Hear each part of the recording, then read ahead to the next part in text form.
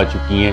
सहाफ़ियों के साथ किस चैनल की जई तई फेर देनी है, किस चैनल के मालिक के साथ उनकी इंटरेक्शंस हैं, किस मालिक से वो क्या काम करवाती हैं, किस तरह से मीडिया मैनेजमेंट होती है, जियो के राना जवाद के साथ किस तरह की इंटरेक्शन है, ये ऑडियो फाइल्स पहले आ चुकी हैं।